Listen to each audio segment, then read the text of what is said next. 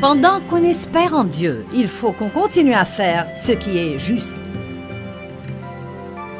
Quand j'ai un problème personnel, cela ne me donne pas le droit de lâcher et d'arrêter de poursuivre l'appel de Dieu pour ma vie. Restez avec nous dans Jouissez de votre vie.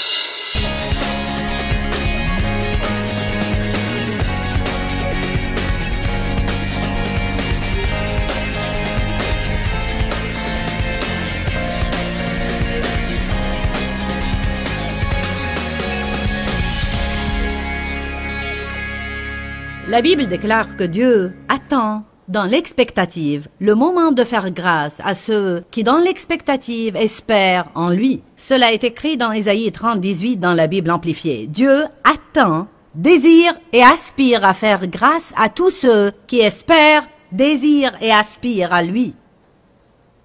Car Dieu dit, « Y a-t-il quelqu'un qui croit en moi? Y a-t-il quelqu'un qui s'attende à ce que j'intervienne? Qui a de l'espérance? » C'est dans la vie de ces personnes-là que Dieu intervient. Et non les passifs, les indifférents, les déprimés et les découragés. Qu'est-ce que tu fais? J'espère en Dieu. On ne doit jamais dire « Je crois que tout ce que je peux faire, c'est prier. J'ai tout essayé. » N'est-ce pas une déclaration stupide? Je crois que tout ce que je peux faire maintenant, c'est prier. J'ai tout essayé. Et je ne peux que prier. C'est ce que nous devons faire tout d'abord. Faites des prières pleines d'espérance et de foi. Et cela ne vient pas automatiquement. Il faut que vous parliez à vous-même. Je suis dans le ministère depuis plus de 27 ans. Et j'ai toujours à me parler à moi-même, à me forcer, à me lever et à adopter une attitude positive et réaliser qu'espérer en Dieu n'est pas une attitude négative ou une déclaration négative, mais c'est croire et s'attendre à ce que Dieu intervienne. C'est vivre avec enthousiasme et non pas vivre déprimé et vivre désespéré tout le temps.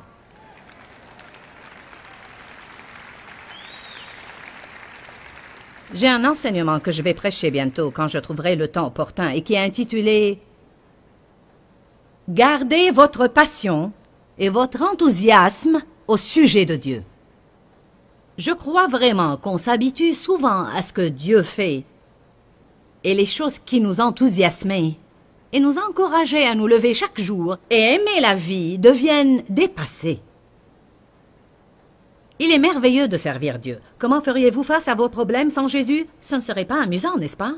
Allez au psaume 25. Je veux qu'on lise 3 psaumes sur l'espérance en Dieu. Qui a besoin de cela ce soir?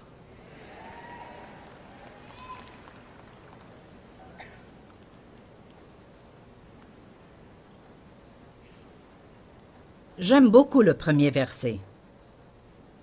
En fait, je l'ai souligné en jaune dans ma Bible. Et je lis souvent le psaume 25. Il est écrit « Vers toi, Seigneur, j'élève mon âme ». C'est le premier pas. « Seigneur, je te donne ma vie. Ne lui donnez pas seulement votre argent, mais donnez-lui vous-même aussi. Il vous veut. Mon Dieu, je me fie à toi, et je me tourne vers toi, et en toi je mets ma confiance. Ne permets pas que je sois dans la honte, ou que mon espérance en toi soit déçue. Que mes ennemis n'exultent pas et ne crient pas victoire à mon sujet. Oui, aucun de ceux qui comptent sur toi et s'attendent à toi. Comment on est censé attendre? Aucun de ceux qui comptent sur toi et s'attendent à toi, dans l'expectative, ne connaîtra jamais la honte ou la déception.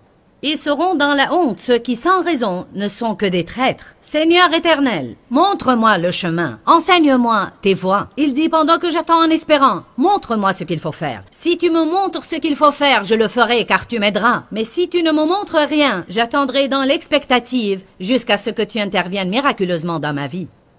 Dieu peut faire en un instant ce que nous ne pouvons faire en 25 ans. La femme qui a témoigné ce soir avoir une douleur à la hanche depuis 21 ans. 21 ans de douleur continue. Sur une échelle allant de 1 à 10, elle a dit que sa douleur était au niveau 15, dépassant la courbe maximale. 21 ans. Vous ne savez pas combien de médecins elle a consulté et combien de genres de pilules elle a pris. Elle a peut-être consulté plusieurs spécialistes. Et en un instant, durant une conférence, où on priait pour la guérison, Dieu l'a guérie. Et maintenant, après 3 ans de cela, elle n'a toujours pas de douleur. Elle n'a rien pu faire par elle-même en 19 ans, mais Dieu l'a guérie en un instant. Amen.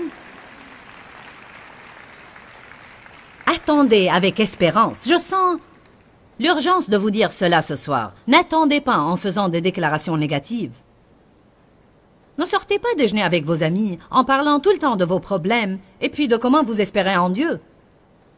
Même si vous allez parler de vos problèmes, ce que nous faisons tous, et ça ne fait rien si on le fait, parlez-en positivement. C'est ce qui se passe, mais je crois que Dieu est capable de tout changer. Je crois que Dieu peut transformer tout pour le bien et intervenir dans cette situation. Je ne vais pas perdre ma joie ni mon espérance. Je vais continuer à espérer en Dieu.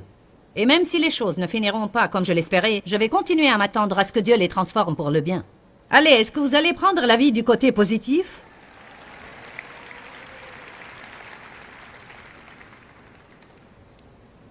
Tout au long de ce psaume, David témoigne de sa foi en Dieu et non pas de sa peur.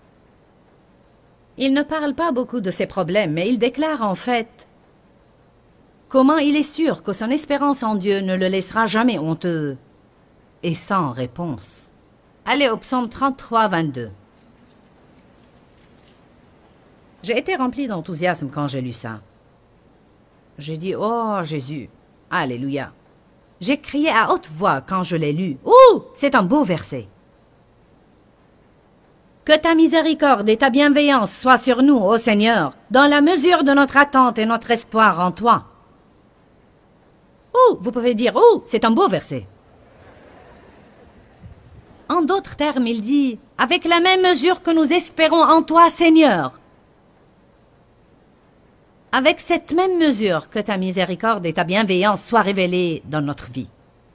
Si j'espère un peu en Dieu, je recevrai un peu d'aide. Si j'espère beaucoup en lui, je recevrai beaucoup d'aide. Nous devons également arrêter de mettre notre espérance dans les personnes, arrêter de mettre notre espérance en nous-mêmes et dans le système de ce monde. Et nous devons mettre toute notre espérance en Dieu pour qu'il fasse le nécessaire. Et si Dieu ne peut pas le faire, alors c'est sûr que je ne pourrai pas le faire. Le psaume 37-34 nous dit aussi quelque chose d'important. Il déclare, pendant qu'on espère en Dieu, il faut qu'on garde ses commandements. Vous ne m'avez pas entendu. Pendant qu'on espère en Dieu, il faut qu'on continue à faire ce qui est juste.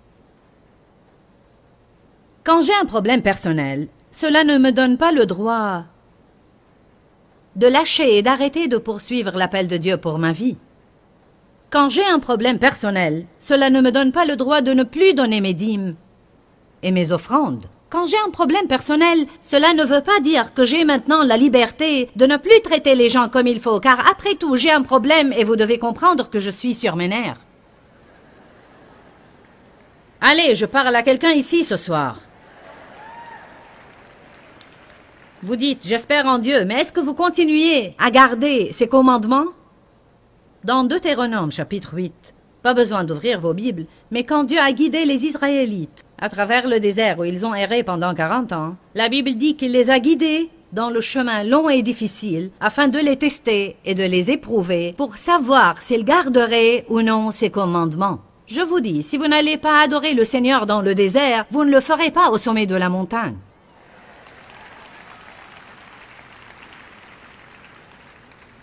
Espérez en Dieu. Ésaïe 40, 31 dit, « Mais ceux qui espèrent en l'Éternel renouvellent leur force.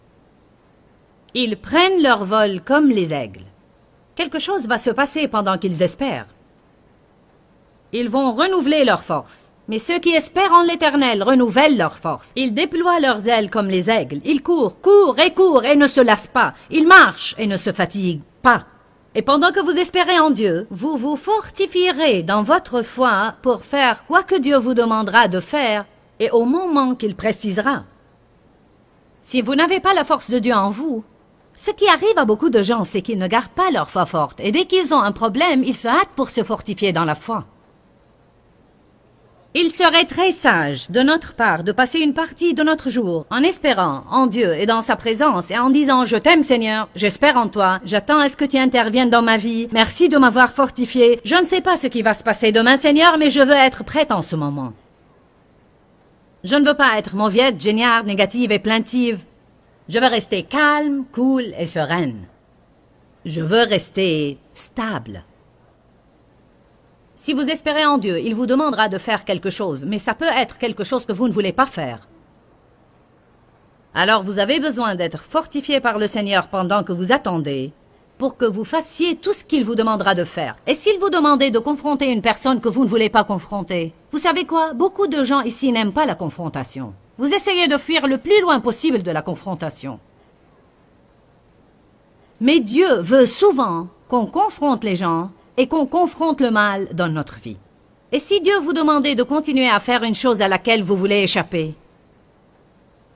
et si Dieu vous demandait d'abandonner une chose à laquelle vous voulez tenir,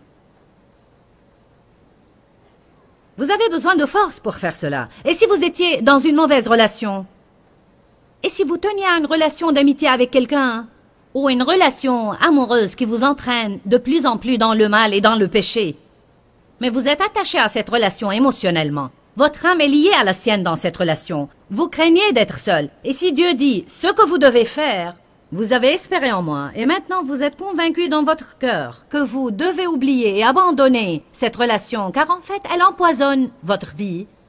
Mais rien en vous ne veut cela. Vous avez besoin de la force et de la grâce de Dieu pour le faire. Et si Dieu vous demandait de rester avec quelqu'un avec qui vous ne voulez pas rester, et si tout ce qui est en vous veut dire « sors d'ici tout de suite », tu m'entends? Sors d'ici. Je ne veux plus te supporter un jour de plus. Et si vous étiez comme Agar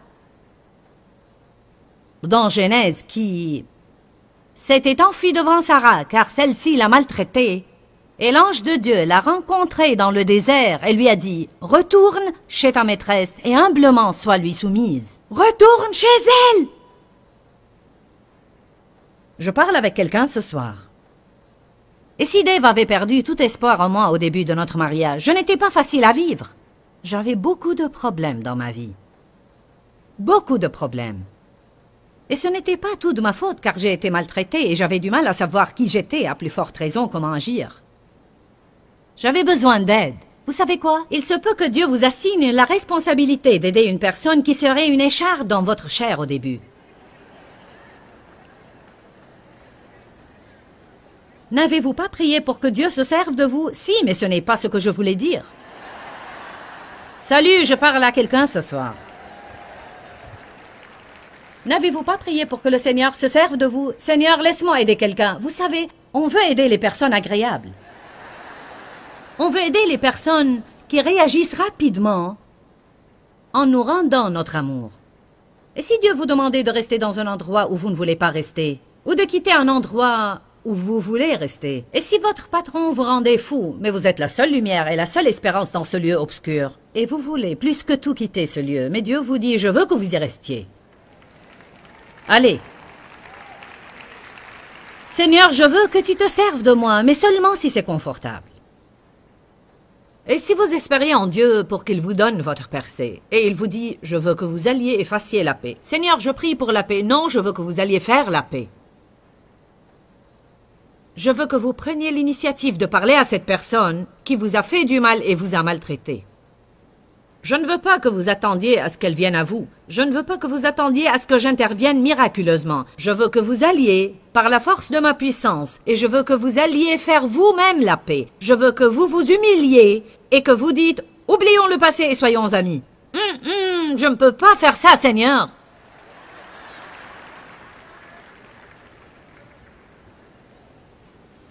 J'ai déjà découvert que mieux vaudrait que je m'humilie et que je m'excuse auprès de quelqu'un que de rester dans le désarroi. Et si Dieu vous demandait de semer des graines pour avoir votre percée ou de donner quelque chose que vous voulez garder? J'ai prié pour quelque chose de particulier, pour une longue période. Je sais de quoi je parle. Parfois vous oubliez quelques principes que Dieu vous a appris. Je donne mes offrandes régulièrement et la protection de Dieu est sur moi grâce à cela. Mais il m'arrive parfois d'avoir besoin d'une percée spécifique dans un domaine. Et que Dieu me révèle que pour récolter, il faut que je sème une graine spéciale, qui doit être à chaque fois quelque chose qui m'est très important. Et non pas quelque chose dont je n'aurai pas besoin de toute façon. J'avais besoin d'une percée dans un certain domaine. En relation avec notre ministère télévisé. Et je regardais récemment quelqu'un à la télé. Et j'ai senti que Dieu voulait que je sème une graine. On donne toujours de l'argent du compte de notre ministère. Alors je dis, je vais lui donner une offrande du ministère. Mais Dieu m'a dit non. Que ça soit de ton argent personnel. Bon Seigneur, je vais donner de notre compte d'offrande. Non, je veux que tu donnes du compte de tes achats personnels. Et ce n'était pas une petite somme d'argent. Ma gorge s'est serrée par 3 fois, car j'avais fait plusieurs fois le tour de cette montagne. Je savais que j'avais besoin d'obéir. Écoutez bien, j'ai eu ma percée le jour suivant.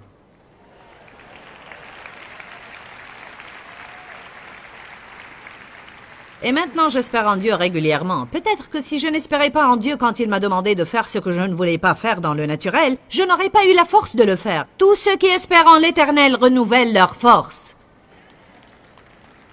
Et ainsi, quand Dieu vous demande de faire quelque chose, vous serez capable d'obéir et de faire ce qu'il vous a demandé. Et si vous avez entendu le Seigneur dire « Attendez-moi un peu plus », je ne veux plus attendre. Je crois en réalité qu'on montre par notre calme qu'on fait confiance à Dieu. Allez à 2 Timothée chapitre 4, verset 2. Est-ce que vous tirez quelques leçons de cet enseignement?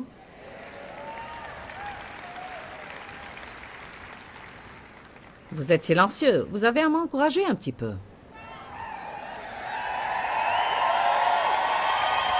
Oui, c'est mieux comme ça. Je me sens mieux maintenant.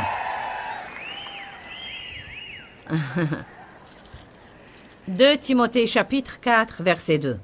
C'est un beau verset. Au fait, je vais commencer par le verset 2. Et je vais lire quelques passages qui ne paraîtraient pas pertinents, mais ils le sont. Paul donnait à Timothée des instructions sur l'appel de Dieu sur sa vie qui consiste à prêcher l'Évangile. Il a dit « Proclame la parole, insiste à temps et à contre-temps. Tiens-toi prêt. Que l'occasion soit favorable ou non favorable, que ce soit le temps opportun ou inopportun, que ce soit bien pris ou mal pris.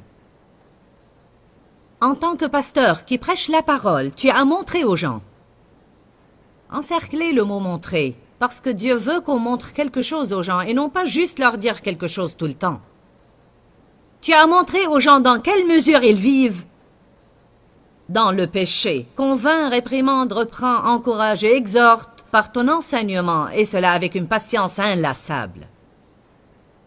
Car le temps viendra où les hommes ne voudront plus rien savoir et ne supporteront plus l'enseignement saint et authentique.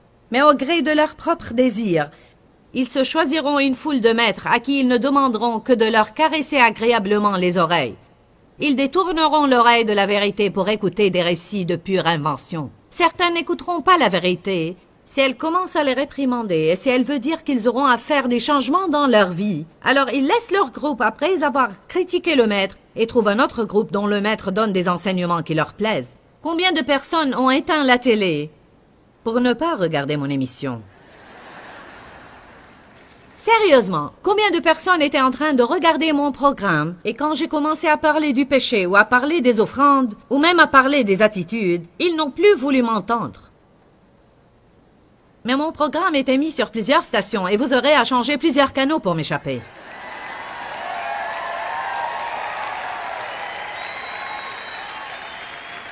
Car vous changez de canal pour regarder un autre et me voici de nouveau. Parfois, les gens me trouvent même quand je ne suis pas à la télé. À minuit et en d'autres temps aussi. Il m'était un plaisir d'entendre un homme dire « Au fait, il a témoigné de cela de l'estrade. » Il a dit « Dieu essayait d'intervenir dans ma vie et je ne voulais pas cela, je ne voulais pas entendre, ni mener une vie chrétienne. » Il a dit « Je changeais de canot et je suis tombé sur ton programme et je ne voulais sûrement pas t'entendre. » Pour qui elle se prend? Une femme audacieuse qui crie après tout le monde pour leur dire ce qu'ils doivent faire. Il a dit, j'ai essayé de changer le canal, mais en fait, je n'ai pas réussi. Et il a ajouté, ça doit être la batterie. Alors je me suis levée et j'ai changé de batterie, mais sans résultat. En réalité, le seul bouton qui marchait dans la télécommande était celui qui augmentait le volume.